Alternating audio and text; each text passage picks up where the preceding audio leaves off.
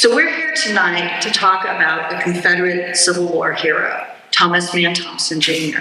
He was one of the Confederacy's most successful blockade runners. He made over 30 runs through the blockade while escaping capture. The food and weapons that he and fellow blockade runners brought into Wilmington helped to keep the Confederate Army supplied up until the very last few weeks of the Civil War. But he was also Southport's Thomas Mann Thompson, the man who took his earnings from blockade running to build that distinctive house on Bay Street with the red roof and the widow's walk that the Fairley family now owns. And his son, James Thompson, built his own beautiful house just a couple doors down where Ginger Harper now lives. And he was also the, get it right, great-great-uncle to Miss Trudy Young, over here, who's here tonight, and the great-great-great-uncle to her daughter, Catherine Huffam, one of the Society board members.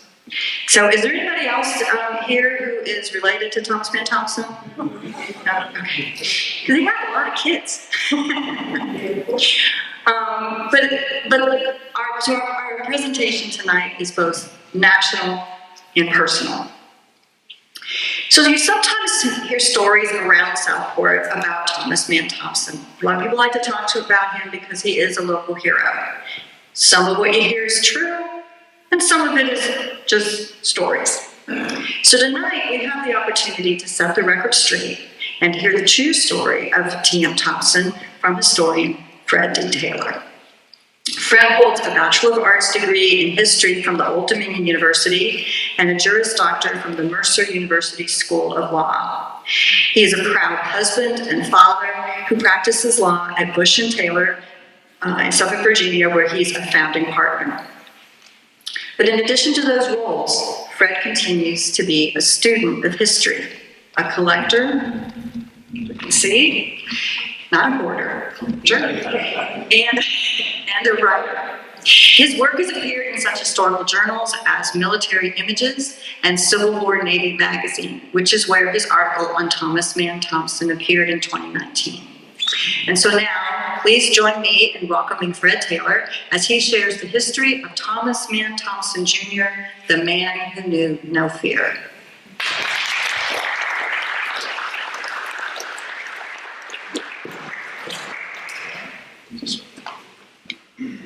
The judges will let me get too close to gavels, so I'll set that aside.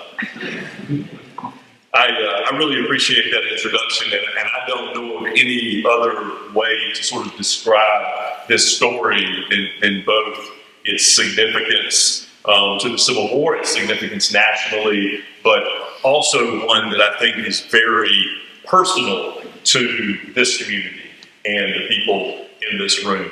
And I think before I sort of dive into the nuts and bolts of the history, there is a little bit of an introduction that is necessary. As Liz mentioned, we have been trying to make this happen now for a very long time. I think we have weathered hurricanes and schedule changes, and then, all of that we worked around ultimately to land in the midst of the pandemic. And both of us, just about every 6 months or so, would exchange an email and just kind of check in and say, hey, how are things going? How can we make this happen? And I'm so proud and honored to finally be able to stand before you and tell you the story in person that I had the honor to research and write about back in 2019. Now, in many ways, I feel like I guess you can say I'm a believer in providence, a believer in karma, because to me, this story has very much become personal, and one in which I'm not a believer in coincidences. I think they happen for a reason. As you heard, I'm a native Virginian. I've got a lot of Tar Heel blood in me, but I'm a Virginian born and raised and still live there and raising my family there in the Tidewater region. And so naturally, you probably think, well, how did I come to be interested in this story? Where is the tie-in? Well, that's part of what I want to talk about tonight. I actually came to Southport and Oak Island for the first time probably about 35 years ago. And that was my first dive into this local community. I was very fortunate. My brother, his in-laws had a residence over on Oak Island that I was able to visit. And I remember at a very early age falling in love with this community, falling in love with this Cape Fear region, and particularly falling in love with Southport and everything it had to offer. Since that time, I've come back here many times, both for business and pleasure, and even up to today, I'm very blessed. My own brother-in-law and sister-in-law on my wife's side of the family live on Oak Island today. They joined with me tonight. I'm happy to have them here, have some family here. So if none of the rest of you like my program, they at least got to tell me I did a good job tonight. But I've had all of these kind of, again, I'm not a believer in coincidences, things that sort of have brought me back to Southport over the years. And so while I don't really have any, native roots here, I definitely consider this a home away from home. And I think that says a lot about this community and how welcoming this community is. And certainly, you wouldn't be here if you didn't have an appreciation for history, which I think we can all share. So, how do we get back to this story about Thomas Mann Thompson? So, among my interests of history and collecting, and I appreciate you saying collecting and not hoarding. My wife would probably say it's hoarding. I collect period photographs, think tintypes and daguerreotypes, 19th century images. That's my passion. I write about it, I research it, particularly images that are identified. Stories that I can not just pick up an image and say, this is, we know that this is an old picture, but with a story to tell, a history to tell.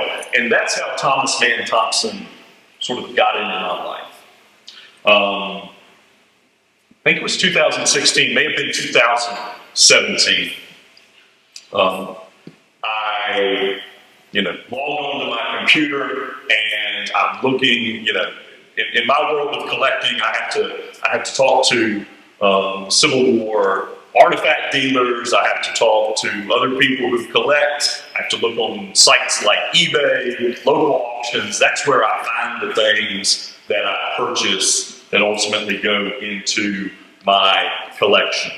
And so one day back in 2016-17, I log into eBay and there is a hit on one of the search terms that I look for. That brings up this image, the one that's on the far table.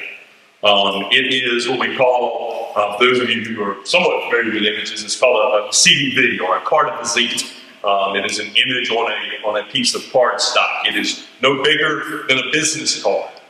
This little image is what blows up that's enlarged down there on the ends. It is not identified. However, on the back of the image is some very interesting information. And in what I would call probably mid-1900s handwriting, someone has scribbled on the back of this card, probably TMT in Bermuda on pilot trip in Civil War. That's what I had to go on. I also, and you can probably see it when you come up a little closer, there's some pencil handwriting at the top of the front of this image. And if you look closely, it looks like it says Tom on it. So a couple of things struck me. Number one, this is a civilian. This is what I would call a civilian image. He's not in a uniform. And that's generally what I collect. I collect uniformed Confederate soldiers. That's sort of my specialty, if you will. Particularly North Carolina images, because I have a lot of family down this way. And so I'm looking at it, trying to think to myself, is this something I'm interested in? Is it something I can research and find out? is it worth it for me to get this image? All of that was happening all at once, because this was not, for those of you who may be familiar with eBay, this was either a buy it now or make an offer. It was not a set auction where I had 5 days to think about it and dwell on it and do some research. Now that's important for a couple reasons. Number one, I don't know if myself and the seller are going to strike a bargain or not. Number two, if I do find out some information that makes me want to purchase this image, there's probably also somebody smart enough out there also doing the same thing I am. Or many people out there doing the same thing and trying to get a bargain, trying to get a deal, finding some story. And so I didn't have a lot of time. A couple of things that were of interest to me, it was being sold by a seller in North Carolina. The seller was a book dealer who I had dealt with before up in Clemens, North Carolina, which is up in the Winston-Salem area. So I had at least something poking me and prodding me and saying, well, hey, this might be a North Carolina related image. The other thing, obviously, with that backmark saying that this was taken during the Civil War, at least somebody thought it had a Civil War connection. And so that's where the research quickly began on my part. At the same time, I'm already shooting a message off to the seller to say, hey, I'm interested in this. I don't want to buy it for the price that you're offering it, but maybe we can strike a deal. I'm then rushing up to my personal library to see if I can figure this story out. And obviously, while it doesn't seem like a lot to most people, it's more than I have in some occasions had. I had 3 initials. That's huge. And I also could presume that Tom was in fact Thomas. So I had Thomas, I had a middle initial, and then I knew the last name was, T. So where do I go from there? So it was a set of books written and published by the North Carolina Historical Commission at the turn of the century. Those of you who follow Civil War history are probably familiar with these set of books, written by Walter Clark, written about 1903, 1904, published by the state of North Carolina. And those books cover individual histories of not just famous North Carolinians, but every single unit, regiment, company in North Carolina during the war. It also has an extensive history with North Carolina's naval pursuits. There's a 5-volume set, big, thick books. I'm sure your local library has a copy. That's what I go to first. I go to the index page, and I'm thinking to myself, okay, let's just start. Let's do it the old-fashioned way, one at a time here. Let's see what names might match up. So with pen and paper and book in hand, I start writing down the names, where the surname is a T and I have a Thomas M, I'm writing them down. Takes me a little bit to go through the index of these 5 volumes. But I end up, and I don't know the exact number, but for purposes of our conversation, I think there's probably 6 or 7 names that I end up with. And of course, there's a lot of T last names. Taylor, but Thomas, Thompson, Pittance, all the names you can imagine. So I'm jotting down and trying to come up with a match. I then took those names and I thought to myself, okay, do I go back through the set of books and try to see, who they match up with? Or do I just start doing this the modern way, which is I'm going to run these names through Google? What would y'all do? What would y'all do? Google? Somebody says Google. You're right. That's the best way to do it. That's absolutely the best way to do it. And so I start running these names through Google. And, first couple names, nothing. It's somebody else. There's no connection to Civil War naval history. And I kept coming back to this naval aspect. I should mention that. There's also on the back of the image, the photographer's imprint. That's how we knew it was taken. One of the reasons we knew it was taken in Bermuda. It's obviously why they had handwritten the comment about Bermuda. So I also was trying to research this particular photographer because, again, I did not know, was this taken during the war or, because this style of photography lasted well into the 1860s, 1870s. And so I didn't really know for sure, does this have a tie-in to the war itself? Until I researched that photographer. That photographer was a gentleman named Samuel W. Gault, G-A-U-L-T. And what's significant about Gault and his history, there wasn't a lot that was available to me. But what I did find out was that Gault was a photographer in Bermuda during the war. Now, I'm not going to go down a rabbit hole here, but if any of you want to study Bermuda photography during the war, I wrote a whole story about it. It came as a result of this. It came as a result of this. But I didn't know any of that at the time. I just knew he happened to be there during the war. And so I also knew, because of my interest in Confederate naval history, my interest in blockade running, I knew that Bermuda was a huge port for Confederate sympathizers, for Confederate agents, for blockade runners. In fact, again, if you look up this particular photographer, one of the images that's going to pop up is of famed Captain John Newland Moffett, who many of you may be familiar with, commands the CSS Florida. He actually has a Southport tie because he is here in the 1850s doing mapping along the coast. He's involved in local theater. There's all sorts of stories about John Newland Moffett. But there's a picture of him taken in Bermuda by the same photographer. So that's why I kind of kept going back. The person here, if he is tied into the war, he's got to have a maritime connection. So I'm going through the names. First one, no match, strike it out. Second one, no match, strike it out. Third one, no match. I'm thinking to myself, okay, this list is getting pretty short now, so it's either going to go really good or really bad. And I think it's probably the fourth or fifth hit. I run the name Thomas Mann Thompson. And I can't remember if the book, when I looked at it, had the full middle name or not.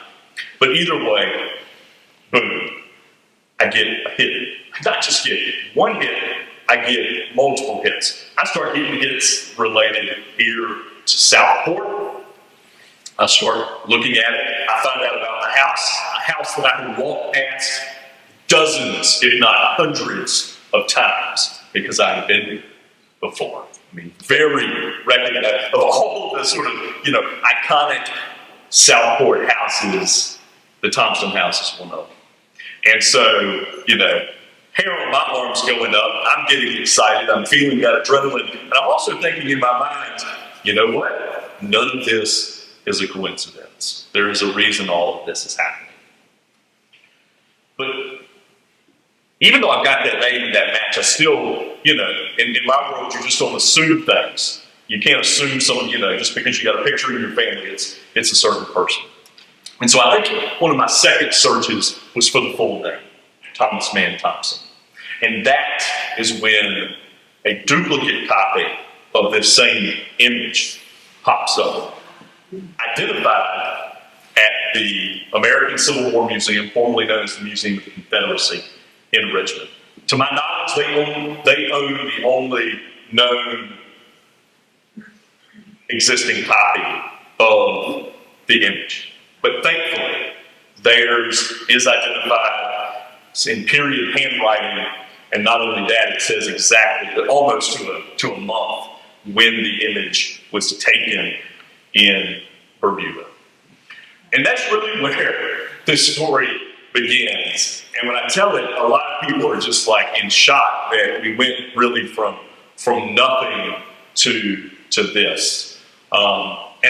But again, I think that's why it has become so personal to me, knowing that we were able to bring his image back to life, his story back to life, and again, return that to the community here.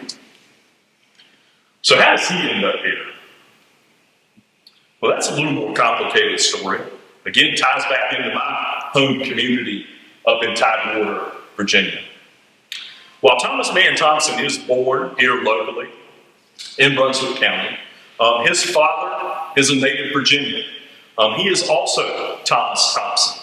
And that is one of the reasons there has been confusion, if you will, maybe a little lore mixed in of who did what. His father is born in 1792. He also is Thomas M. We don't know for sure whether his middle name is Mann, so I kind of refer to him as the first Thomas. Sometimes he's called senior, but then the confusion becomes our Thomas Mann Thompson here has a son who's known as Junior. So we've got 3 generations of Thomas M. or Thomas Mann Thompson. But his father was born in Surry County, Virginia. And Surry, again, is up my way, Tidewater, Virginia. If any of you have ever traveled across the ferry at Jamestown, across the James River, the south side of the James River is Surry County. And so very much, and for those of you who have been there, it's along the James. It's still very much, at least brackish, but predominantly saltwater. Another very much maritime community. We don't know a lot about his early life, and what we do know about his early life is a little confusing, even for me, and I'll get to that in a second. But as I mentioned, he's born in 1792. He marries in the early 1800s, and he starts a family there. He has kids born, kind of 3 or 4 children born into the 18-teens. And then something happens. When I wrote this story, I presumed that his wife had passed away. I can tell you now that is probably, in fact, I know it's not the case. His wife in Virginia does not pass away. But somehow, and for some reason, Thomas Thompson, the elder, joins the U.S. military. He joins in 1823 and gets enlisted as a private in the artillery. And that artillery designation sends him right here as a part of the 3rd U.S. Artillery to Fort Johnston. And he spends his entire military career here in Fort Johnston. I can tell you, divorce was not a thing in Virginia in the 1820s. In fact, if you wanted to get divorced in the 1820s, you had to have special permission from the Virginia General Assembly. It only happened under very extreme and rare circumstances. Nothing that I have been able to find up to the present time would tell us sort of the why or the how. But he comes down here, and when he concludes his service in the U.S. Artillery, he gets married, remarried, if you will, to a widow. And that's, again, what I had presumed himself. I had presumed he was a widow. I had presumed a lot of things in regard to what forced him to join the U.S. Army. But the research actually shows his family, the rest of his family, if you will, his first wife and his kids remained in Virginia for many, many, many decades thereafter. I really don't know whether or not there was ever any, I'm assuming there was no communication. He didn't change his name or anything crazy like that. And the records are pretty consistent about his time here. So he comes here, he remarries, and then he marries like I said, a young widow by the name of Rebecca Rogers Piper. Piper's her married name. She had children of her own. A lot of names that you would probably recognize tied into the Piper family. And I know we've got Thompson connections here, so I know that they're familiar with those connections as well. But they then began a family in the late 1820s and 1830s. And it is in this that Thomas Mann Thompson is born here in Smithville in 1831. I don't think this family ever really left the water. As I said, Surry County is very much along the James River, a maritime community. And that continues on with this family when its roots become deeper here in this local community. The elder Thompson, we know in the 1850s and up through the 1860s, actually becomes the lighthouse keeper over at Old Wally. And he lives up into a ripe old age. And in fact, when the war breaks out, he enlists. He is over 70 years old. He is in bad health. Ultimately, they basically tell him, like, you've got to stop. He was nearly blind. And yet he was still serving as lighthouse keeper. I'll tell you, there is a great Facebook video that was done by the folks over at Old Wally during the pandemic. That video is available online. It's a great story. I helped them do their research on Thompson the Elder. Check that out if you want to kind of know more of the history with him. But again, that maritime influence, that dedication to doing things on the water carries on with the children of Thomas Mann Thompson. And while I know we're here to talk about Thomas Mann Thompson and his service as a pilot during the war, his immediate family are all in this business. And they, as much as he, are very significant to telling this story and this local community story. His brother, Joseph T. Thompson, is also a pilot. He's actually a river pilot. He's licensed as a river pilot. Thomas Mann is licensed as a bar pilot. Their brother-in-law, Ephraim Goss, who I believe you all are descended from, their sister, Rebecca, marries Ephraim Goss. Ephraim himself is a pilot. And then their half-brother, through their mother, Elijah Jefferson Piper, is also a pilot. So you've got four brothers right there who, brothers-in-law, half-brothers, who are all in this business of piloting before the war.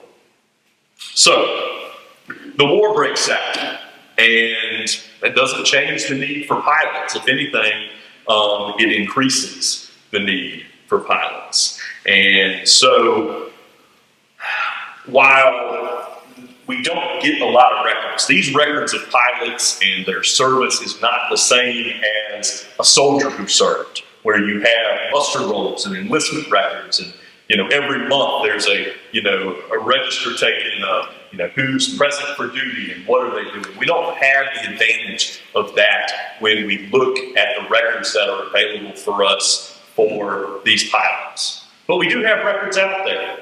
They are essentially civil servants to the government. They're still employed by the government, so there are government records reflecting their service. And every one of the ones I just mentioned were very much active when the war breaks out. And of course, I'm not here to give you the full-blood history of the blockade and blockade running, but it's significant to know sort of the why of this. Why was this significant? Why was this important? The blockade becomes important immediately at the start of the war. Literally days, April 16th, just 7 days after the firing on Fort Sumter, President Abraham Lincoln issues a proclamation to blockade the major southern ports. The first one they blockade is up in my home region in Norfolk.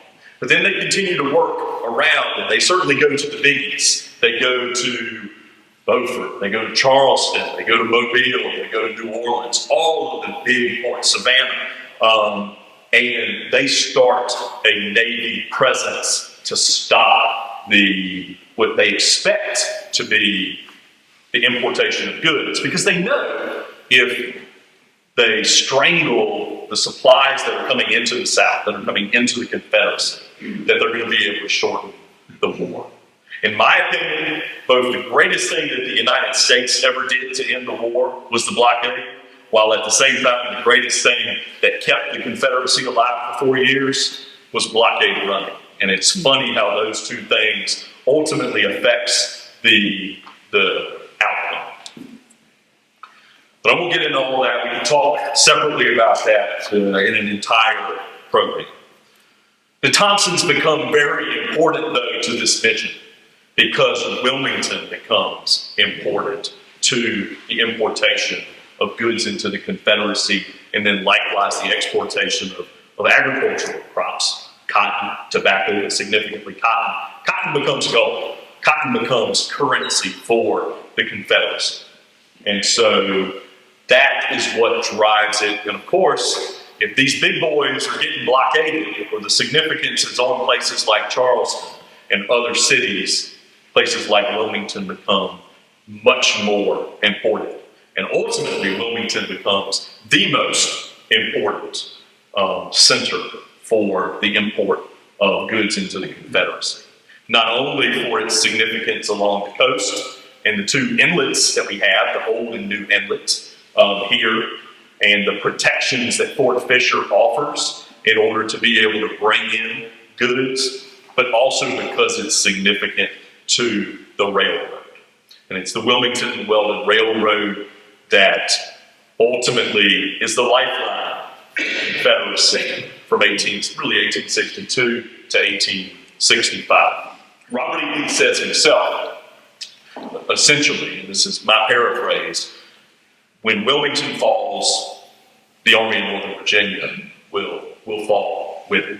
And Wilmington falls in January of 1865. Just a few months later, April 9th, 1865, Lee surrenders the Army of Northern Virginia.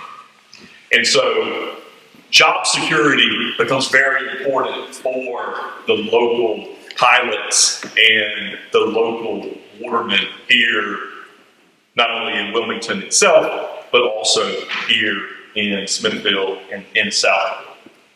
Now, if you really want to know all of the big picture, not only the blockade, but all of our local pilots and that history, I come back to, again, a Thompson family tie-in.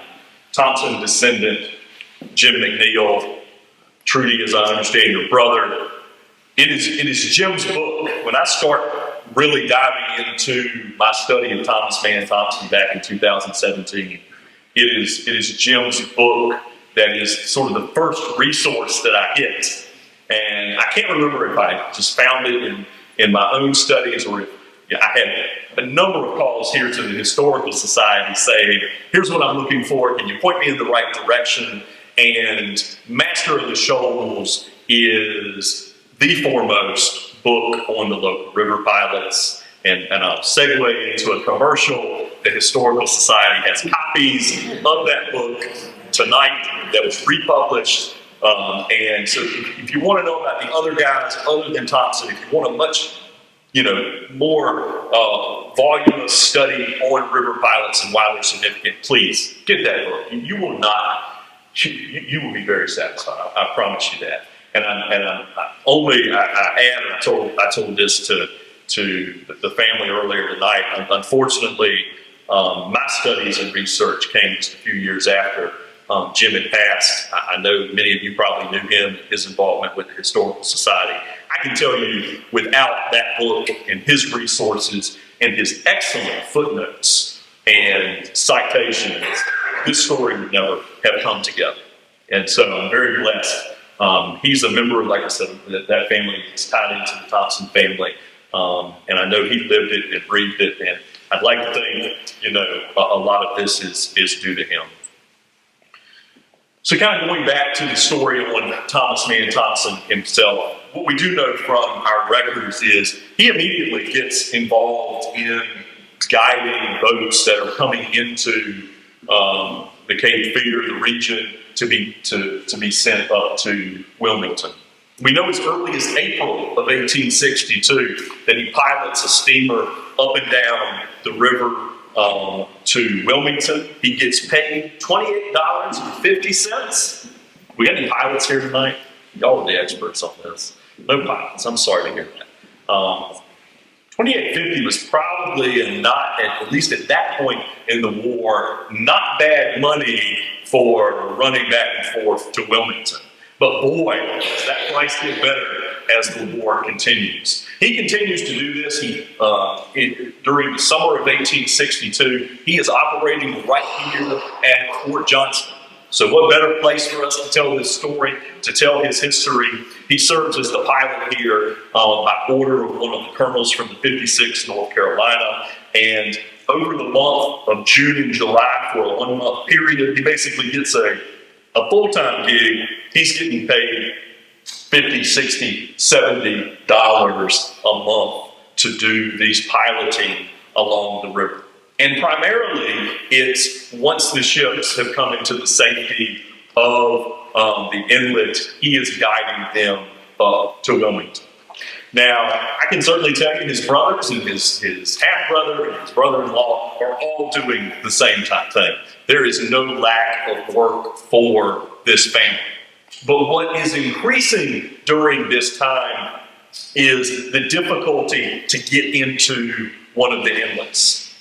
And that's where the real, the sexiness of blockade running really starts. Because at this point in the war, the ships are getting better. They're getting specifically designed to be able to run out of places like Nassau and Bermuda. They are made to be fast. They are made to have a low draft, even though they're carrying a lot of goods, so that they can run along the coast and hopefully dodge these big, heavy Union gunboats. But if you are going to do that, if you're going to create that danger, if you're going to put yourself in jeopardy for running aground or hitting one of these shoals, you had better have somebody who knows the region. And that's where these pilots like Thomas Mann Thompson come in to such significance. The records tell us that we're blessed to have not only family history from Thomas Mann Thompson himself. There's a letter he writes to his daughter in the 1890s that sort of tells of his exploits and really suggests that it was not something that he talked about a lot. His daughter, who's living away from Southport at the time, writes to him and says, "Dad, I'm hearing all these stories about you. What's truth and what's not? What are, set the record straight for the family." And he writes her this very lengthy letter telling about his time as a blockade runner pilot.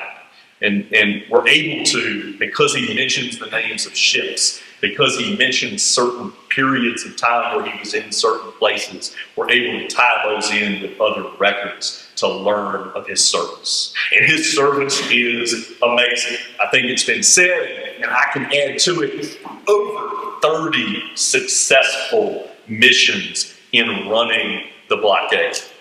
That's big. To my reporting, to my records, there was no other pilot, much less captain, who had successfully run the blockade without capture than Thomas Mann Thompson. One of his captains, and I mentioned captains, one of his captains is a man named Michael Usena. Usena himself probably deserves a book.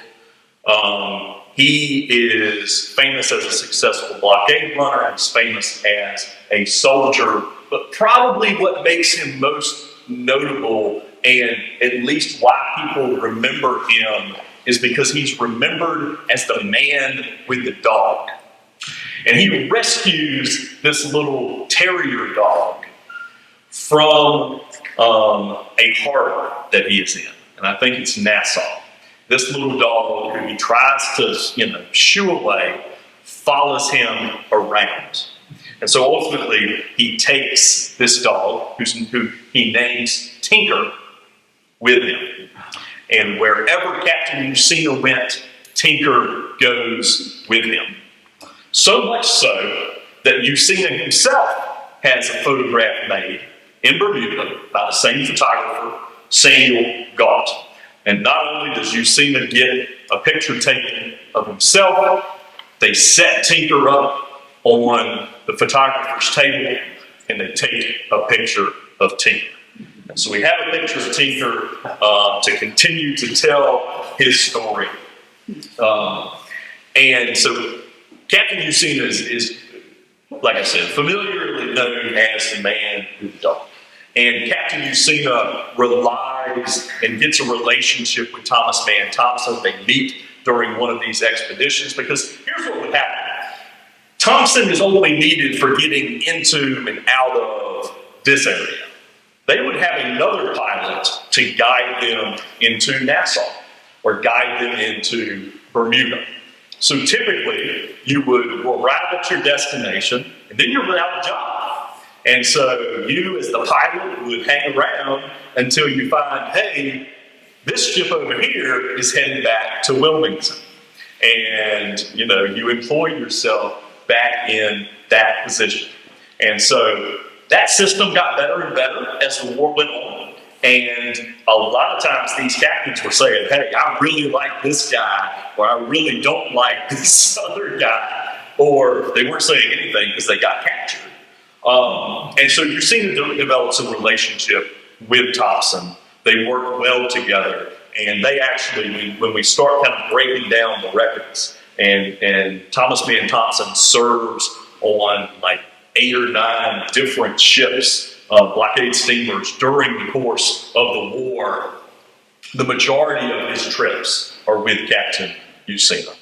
And so Usina is telling these exploits and these stories many years after the war, and they are recorded. And that has become one of the bases, and it's in the article, of what we know about his service.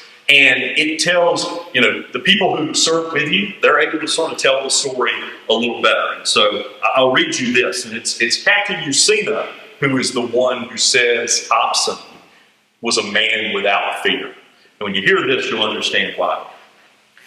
He describes, just before leaving Bermuda for Wilmington, several of our fastest ships returned after unsuccessful attempts to get into the Confederacy, and reported that the ocean and coast were alive with the enemy and that it was impossible to get through. We were ready for sea, however, and I determined to make the trial. We approached the entrance to Wilmington on a beautiful moonlit night in July, only one day before the full moon. Before approaching the blockaders, the officers and men were notified that the attempt was about to be made, with the chances very much against it. There were 35 blockaders anchored there the afternoon before, counted from Fort Caswell. But I said we had 400 tons of meat for starving soldiers, and I intended to make a run for it. When I said that to Mr. Thompson, our fearless pilot, Tom, I am going to make the attempt. What do you think of it? His answer was, I am ready, sir, whenever you are. And not another word was said except the necessary orders for the management of the ship.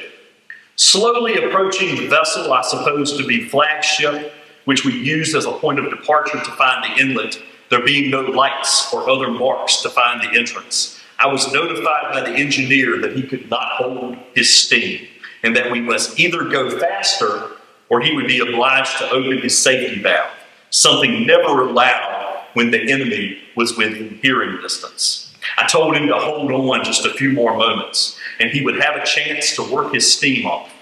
We could distinctly see the ships in the beautiful moonlight, and there were so many that we had to steer directly for and through them. As we neared the big flagship, she fired a blank cartridge, and then a solid shot across our bow. And when near enough to hail us, we could hear her officer, who ordered us in a very emphatic language to stop that ship or we'll blow you out of the water. Hold on, I said, hold on. Let me speak to the engineer, which I did through the speaking tube. But instead of stopping the engines, he threw her wide open and almost flew from under our feet. Our neighbors soon found out that we were not doing very much stopping and attempted to do the stopping for us. But fortunately for us, they had failed to do so. And that kind of gives you the essence of how dangerous and how risky this type of business was. And the reality is, and it's why it's significant he was never captured, if you got captured, you were pretty much done, because the Union realized the value of these pilots. A lot of these officers on these ships would, give false names, would say, hey, we're from Britain or we're from France. Some of them actually were, but a lot of people were saying it just so they could get some sort of diplomatic immunity to be able to be released. But the reality is, if you were captured, by the time all of that happened, really the war would be over. And so it was very much a dangerous operation.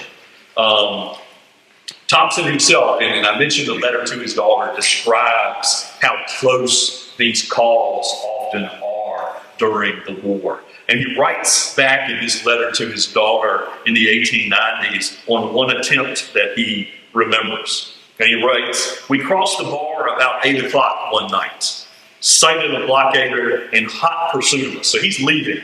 He's getting out of Wilmington. They're probably loaded down with cotton, and he's headed to Bermuda, likely, or maybe Nassau.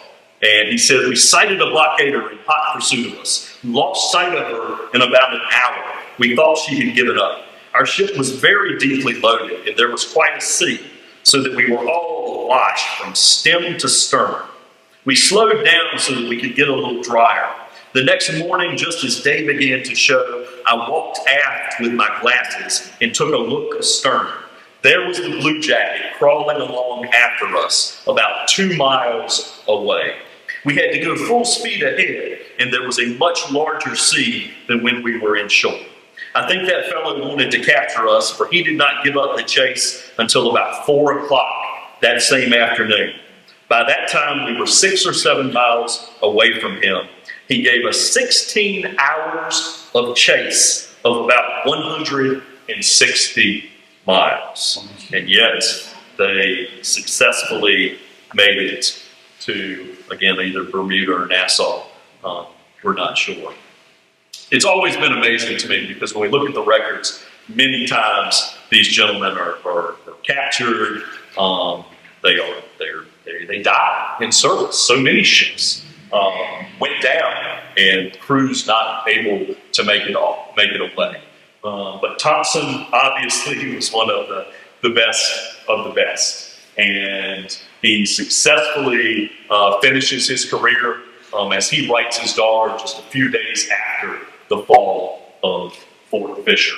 And at that point, really, blockading had concluded. Of course, he comes back home, and he has to start picking up the pieces. And I will say, he is definitely one of the fortunate ones in many ways, not only evading capture or being injured or killed or the like, but walking back into a situation at the end of the war at what is approaching reconstruction, while many of his neighbors are starting new, they are trying to recover financially. Thompson himself has positioned himself into a very good situation. Because these pilots were treasured.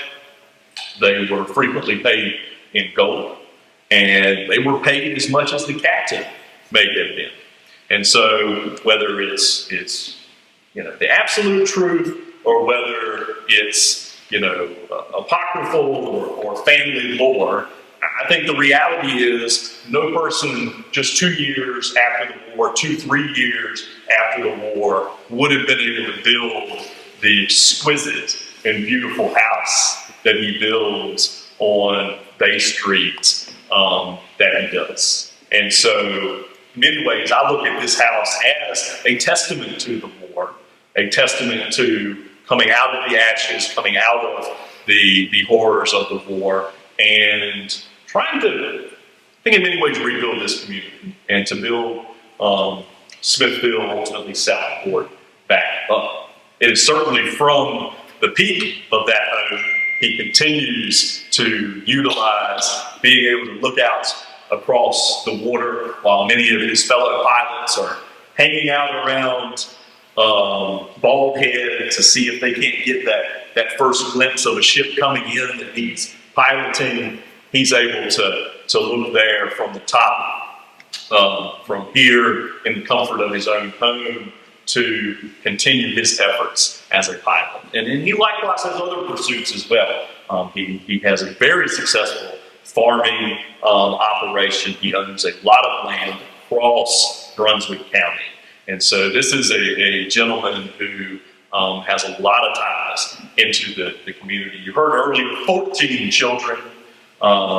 He has a very large and successful family. I could probably tell you individual stories about the family members themselves and the extended family. His son, his namesake, who is affectionately known as Tommy Thompson, serves as mayor of Southport for a time being. A number of other successful family members. I feel like if I don't talk about all of them, I'll leave somebody out. I was talking to the family earlier. Two of his daughters, one of them marries a U.S. Army colonel. The other one marries a U.S. Marine Corps colonel. I can only imagine the conversation between those two gentlemen and Sunday family dinners. But a very large family that has continued to carry on and be successful, not just locally, but across the nation. I mean, there's people move around now a lot, so there's certainly a lot of family members who can tie back to the story of Thomas Mann Thompson and certainly the Thompson family as a whole. A couple of things I'll mention. He goes on to live to considerably decent age for the time period. He passes away in 1907. Of course, he's buried at the old burying ground here in the Thompson family plot.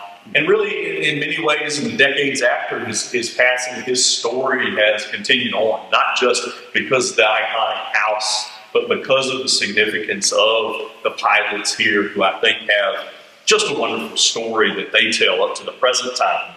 The modern day pilots who can continue to live in the legacy of those early people, and likewise with the Civil War history. And it is here locally that in 1960, just on the cusp of the Civil War centennial, that a local United Daughters of the Confederacy chapter is formed among the daughters and granddaughters of many of the local service members, not just pilots, but the soldiers themselves. And who do they name the local chapter after? Thomas Mann Thompson. And so I think that is very fitting to tell of his significance. 100 years later, he's still on the minds of many, and now 160 years later, we gather today to learn about his history and his story. I will leave you with this, and certainly I'm happy to answer any questions. A couple comments before I conclude.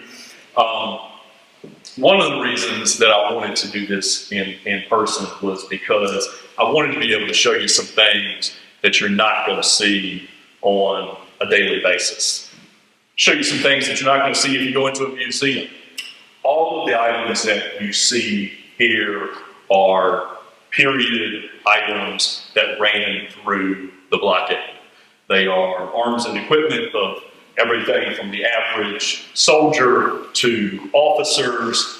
Much of these things have significant ties to Britain. They are British surplus items. And so I wanted to kind of give you a glimpse of what may have been on one of these blockade runners. And even this doesn't even begin to touch it.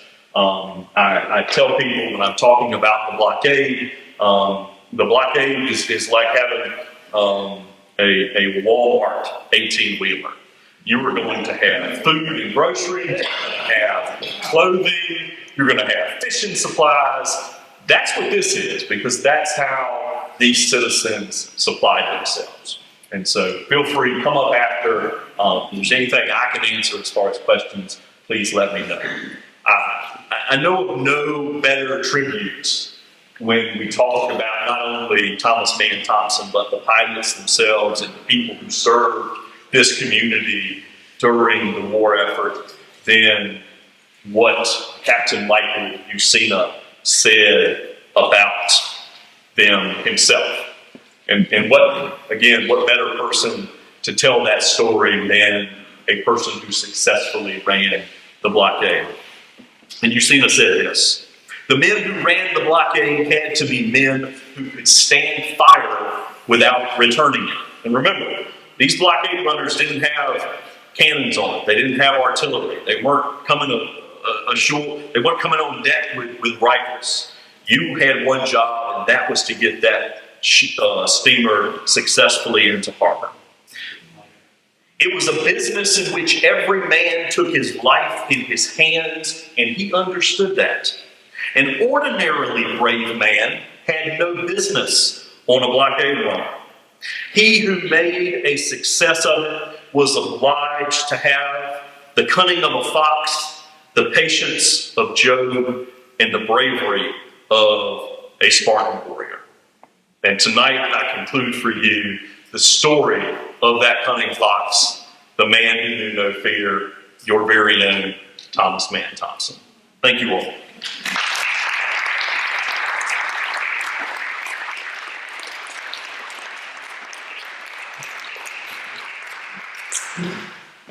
Questions, comments? We'll start way in the back. The young lady in the back, she put her hand up first. I want to know what you think he was motivated by, passion or profit? Yes. Yeah, absolutely.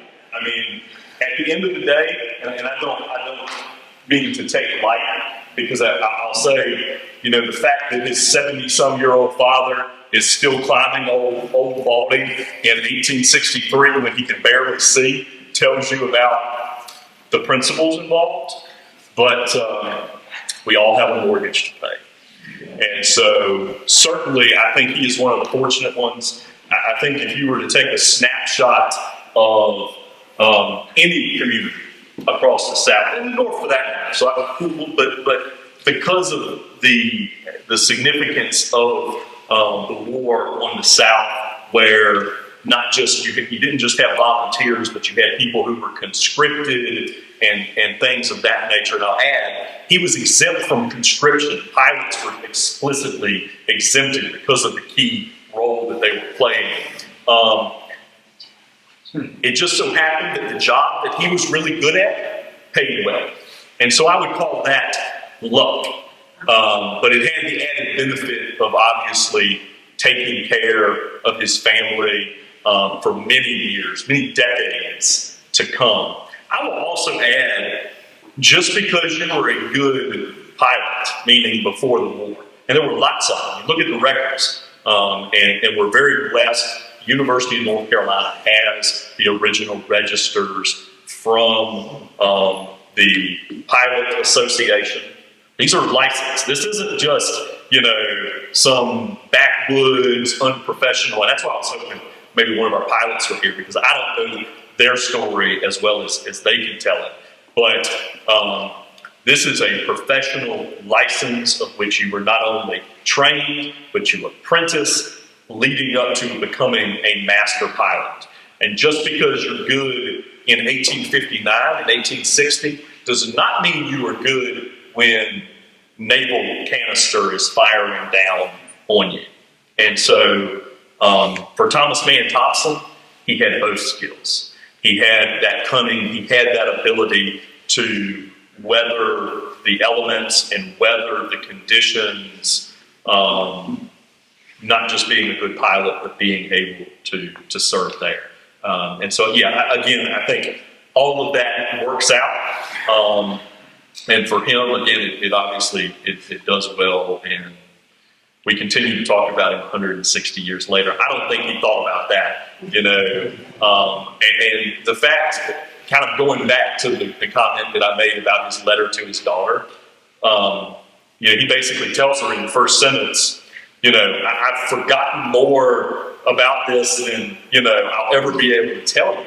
And so it's not, I think, like most veterans, it may not have been something that, he wanted to talk about necessarily, which again, I think leads to, it wasn't just, the adventure or the money or any of that. There was more to it. Yes, sir. Can you clarify the logistics of it all? How do the pilots connect with the ships?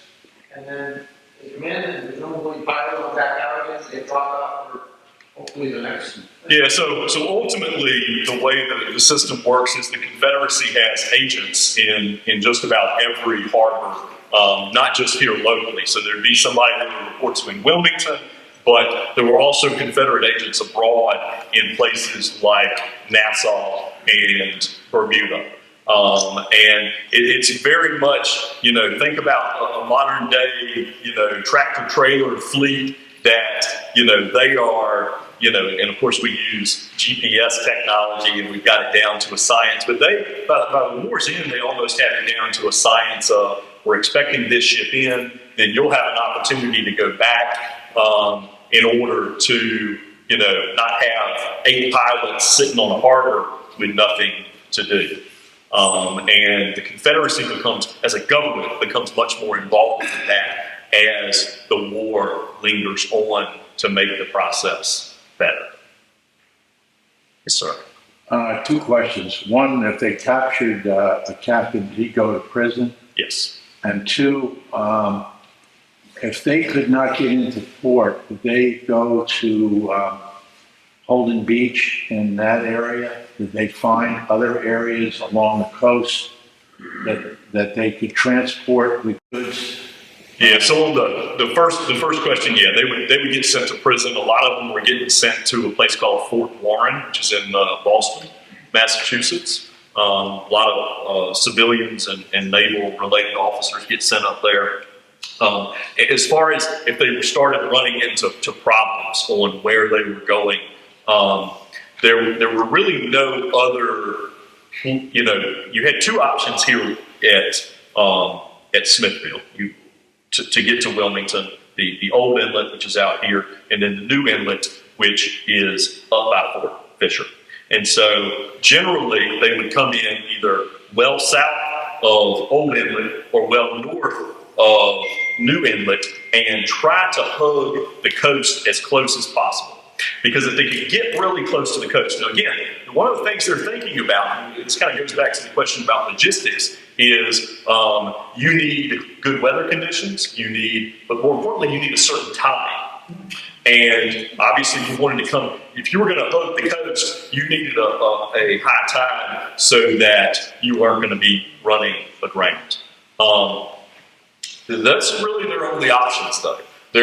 Because of the size of the ships and what to do with the ships thereafter, we really don't have situations where they're going into smaller inlets unless it's just purely a worst case scenario. And that certainly was the exception and not the rule. And it's in situations like they hug the coast too close and they run aground. And that's what happens to a ship known as the Modern Greece. And there's a number of, in fact, there's some relics from the Modern Greece up here, but there's a number of stories about the Modern Greece is trying to get into the protection of the guns of Fort Fisher.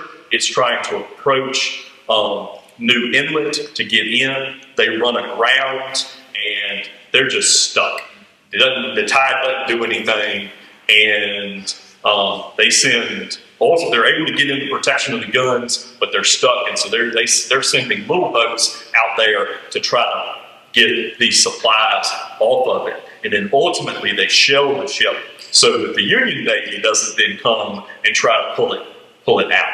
What's amazing about that story is that ship, and again, you can do a whole program on the ship, the Modern Greece. That ship is the basis for North Carolina's maritime archaeology program in the 1960s. What happens is a hurricane blows through in like 61, 62, and all of it stirs up the ocean floor, and it shifts all of these shoals, and all of this stuff just starts popping up on Carolina Beach. And one of them, like I said, come up here and look, there is a sole from a Rodin shoe that washes up that I've got sitting up here.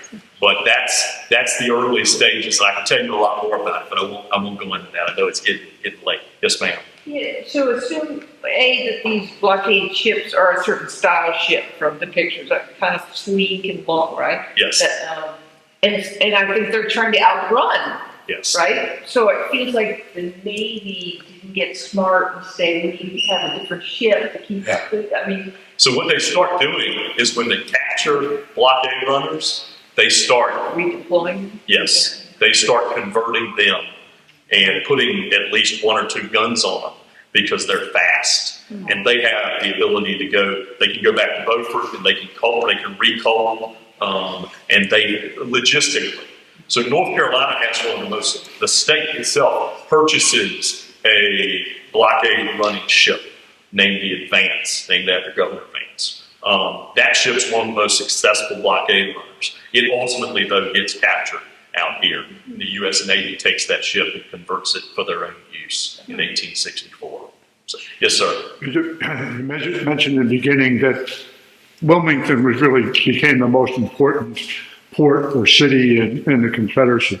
My question is this: how much did having the 2 inlets, Old Inlet and New Inlet, lead to that success? Oh, I think absolutely. Because, again, this kind of goes to several of the questions of, well, what do you do if you run into a problem? And here, the ability to have 2 options, depending on the weather, depending on the conditions, depending on what they're hearing, because all these people are talking. They're getting reports when they leave Nassau or they leave Bermuda. They're getting reports from the guy who just left there, 36 hours, 48 hours before. Here's the situation. Here's how many ships we counted. You've seen the references, 38 ships that they count from Fort Caswell. And they're signaling each other. People here in Smithville are looking out here. They can see it. Fort Caswell is seeing it. Fort Fisher is seeing it. So that communication is going back to these agents in between. And it's a rugged system, but it is a system that works. When we look at the raw numbers, and this is what really, it surprised me and it surprises most people. When we look at the success rate of the blockade from 1861 to 1865, 77% success rate. You want to know why? You want to know why the war lasted for 4 years? A 77% success rate. Wow. Wow. Yes, sir. It was required training to play those. Not really. Sir. You may not know the answer to this one. I'm just curious. Beaufort. Yes. Pamlico Sound. Did that come later, or was that in existence? It was in existence, and it actually was, if you look at the numbers, was a larger port than Wilmington before the war. But it very quickly got bottled up. And, of course, the fall, the operation that occurs in 1862, ultimately, with the Fort Macon surrenders, Newbern Falls, all of that, Beaufort becomes a non-entity. Same way, Norfolk along the coast is probably one of the larger ones other than Charleston and Savannah. Norfolk never becomes anything of significance as far as the blockade goes. So, yes, sir. The Union have enough ships to be there for a long distance time out here? And how far, how are they on duty, to be outside here where, to go back and get supplies? Yeah, so they're running back, again, tied into Beaufort. They're running back and forth to Beaufort. Beaufort becomes sort of the key headquarters, if you will, what's known as the Atlantic Squadron, and they're rotating in and out. Of course, Beaufort's not very far away, and so refueling with coal and things of that nature, fresh water, food is very easy for the Union. Now, to sort of the first point of did they have enough? They never had enough. A 77% success rate tells you that the blockade itself was unsuccessful. That becomes a bone of contention diplomatically. Here's why. One of the arguments the Confederacy made to Europe, England, and France in their pleas for recognition was the fact that in order to have in order to blockade a belligerent, if you will, the blockade had to be effective. And it was never effective. Number one, they could never, the South, it's like 3,500 miles of coastline. So their focus then became, well, we're just going to blockade individual ports. That became debated from a legal standpoint of, well, what does an effective blockade mean? And so the Confederacy was arguing, really throughout the war, one of the reasons you should recognize us as an independent nation is due to the ineffectiveness of the blockade. You should be willing to break the blockade on our behalf because it's ineffective. And the politicians argue those points really to the very end. Ultimately, the Confederacy is never officially recognized, by England and France, but they definitely do. There's a huge contribution because all these supplies are coming from private interests in those countries. So, yes, sir. Is there any evidence that the Thompsons his family were slaveholders? To my knowledge, I have not found any indication that they were.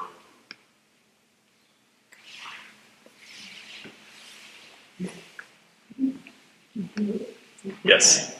How much do you pay for the photo, and was there a bidding war yet? There was not bidding war. There was some back and forth between me and the seller, as I recall. And I thought somebody might ask that question. I don't mind answering it. As I remember, he originally offered it for like $450. That was the buy it now price. And I don't remember for sure, but I think we landed on about $300. And I can tell you today it is very much invaluable. So I'm not selling it for $300. I'll tell you. Yes, sir. What was the last salary of a captain in '65? They were, there are numbers that I have seen everywhere from the early on $500 in gold up to $3,000 to $5,000 in gold. And the reason, kind of give you some reasoning behind that, two most important people on the ship are the captain and the pilot. Without them, it's just, you're not going to be successful. But there was such an immense profit being made. And a profit was being made. And I'm not talking about like profit from the goods. I'm talking about profit from building the ship from cradle to grave in basically 2 runs. You get 2 runs, import, export, you are making a profit. And that's why these people were paid as handsomely as they were. The Confederate government steps in late 1864 to try to start regulating it. Government thinks that they know better with everything. And they start wanting to say, you've got to go through us for all of this, as far as like, if you're going to serve on a ship, we're going to have a standardized wage. And really, even at that point, it's kind of too little, too late. And they really had little influence over, because all of these are private, other than just a handful. These are all private interest, private companies who are investing in the war. And their goals are both personal. Hey, if the war ends a certain way, we're going to make money. And right now, we're still going to make money. And it's a work hard, play hard. The very same ones that were making a handsome profit during the war, almost to the bitter end, every single one of them went bankrupt after the war. So, all right. Thank you all.